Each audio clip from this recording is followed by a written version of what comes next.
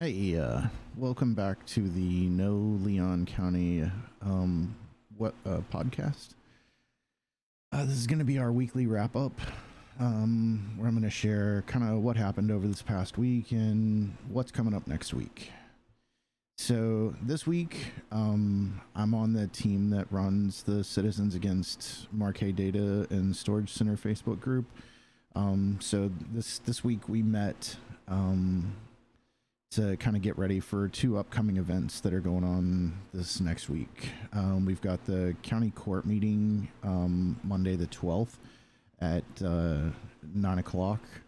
And then we've also got the Jewett town hall meeting on Tuesday the 13th. I believe that one's at 6 p.m. So during that meeting, we coordinated who's going to be speaking, kind of what topics we're going to be covering. We also reviewed a informational handbook that we're going to be handing out at the town hall. If you're not going to be able to attend, we will post that handbook online so that you can excuse me, so you can get a copy of it. Even if you weren't there. If you're not going to be able to make that town hall, but you have questions that you want to have asked, you can email them to me now at knoleoncounty@gmail.com. That's KNOWLEONCOUNTY@gmail.com. We've had quite a few people who've asked about a live stream or a recording of that town hall, and we are currently working to try and make that happen. And I'll have details as soon as we've figured out exactly how we're gonna take care of that. So let's see. We also got an email from the judge this week. Two of them, actually. One came in yesterday. That one was regarding the Texas Parks and Wildlife. They received a request from Energy Renewal Partners, which is like a consulting firm that does, I don't know what all they do. But you can check out their website if you're curious. It's Energy Renewal Partners is the name of the company. And they submitted a request for the Texas Parks and Wildlife Department to review that Kayla project. So kind of looking forward to seeing how that goes. I don't know if the Texas Parks and Wildlife can stop anything. I think they can make suggestions, but I'm not 100% sure on that. But it is good to see that they're at least checking into that and seeing what kind of impacts they're going to have on the land, because we do know there's a lot of native species in that area that we really don't want to see any kind of anything bad happen to them. So then we got the other email that we got just came in this morning from the judge. That one was directly from Belltown. I believe it was the CEO that reached out. Just kind of a lot of words with no more information on that front. They mentioned they don't want to come talk until they have more concrete information.